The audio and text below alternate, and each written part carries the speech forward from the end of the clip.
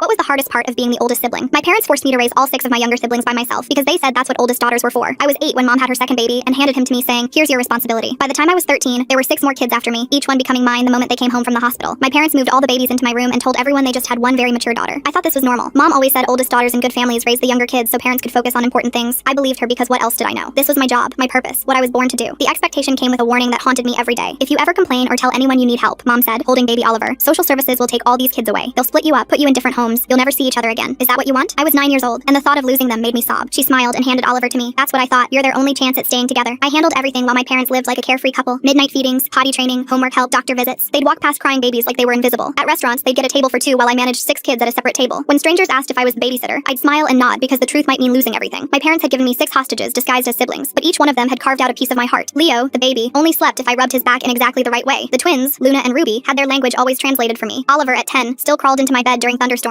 Ethan drew me pictures every day that said, "I love you, mama," in crayon. Little Ivy called me her best friend. I was drowning and desperate, but could never ask for help because I was so afraid they'd be taken from me. I was the only parent they knew, and they were all safe and okay. I couldn't risk ruining that. The school counselor noticed my exhaustion and offered to connect me with resources. I almost broke down and told her everything, but then I imagined Luna crying in some foster home, wondering why I let them take her away. So I smiled and said I just needed more sleep. By 13, I was a ghost of myself. I'd wake at 5 a.m. to pack lunches, braid hair, and find matching socks for 6 kids. I'd missed so much school that letters came home, but I forged mom's signature and prayed no one would call. Sometimes I'd fall asleep sitting up, still holding Leo. The truancy officer finally came to investigate. My parents acted shocked that I'd been missing school. "We had no idea," mom said sweetly. She shot me a look that said everything. One word, and they're gone forever. So I took the blame, said I'd been skipping, and accepted the consequences. Then my parents planned a week-long cruise, leaving me with 6 kids and $50. 3 days in, Luna fell off the playground and split her chin open. At the hospital, I held her while she sobbed into my neck, her blood soaking my shirt, her tiny hands gripping me like I was the only safe thing in the world. They wouldn't treat her without a parent. I sat there for 3 hours, my baby sister bleeding and crying, while I tried to forge signatures that might save her. I finally broke down and called my grandmother. When she arrived and saw me covered in Luna's blood, trying to comfort 5 other terrified siblings while nurses debated calling social services, her face changed. She got Luna treated, then loaded us all into her van. "Please don't let them take us away from each other," I begged her. "I know I'm not doing good enough, but they're all I have and I'm all they have, and if you tell anyone, they'll split us up." I was sobbing so hard I could barely breathe. Grandma pulled over and held me while I fell apart. "Oh, sweetheart," she said. "What have they done to you?" For the first time in 5 years, an adult saw what was happening, and I was terrified of what would come next. My parents came home to an empty house and called the police. At Grandma's house, they spun their story perfectly. "Our daughter won't let us parent," Mom cried. "She threatens the little ones, tells them we'll abandon them if they come to us for anything. We've tried to help, but she's created this sick situation where they're all trauma bonded to her." The social worker separated us for questioning. I could hear Leo screaming for me through the walls, and every cry felt like my heart being ripped out. This was it, the moment Mom had warned me about. They were going to take my babies away. "She's poisoned them against us," Dad said. "We're concerned she might hurt them or herself if we forcibly separate them. That's why we've been careful, trying to gradually reestablish normal boundaries." I could see my grandmother start to wonder if they were telling the truth. The social worker looked troubled. She asked my siblings who took care of them, and even Oliver just said "mama" and pointed at me. I saw her writing severe attachment disorder in her notes. She started making calls about emergency placement. We'd split up by morning, sent to different homes across the state. I was going to lose the only people that mattered to me, the only reason I had for living, all because I'd never been allowed to just be their sister like I should have been. Mom caught my eye and mouthed, "I warned you." Full story on the channel below.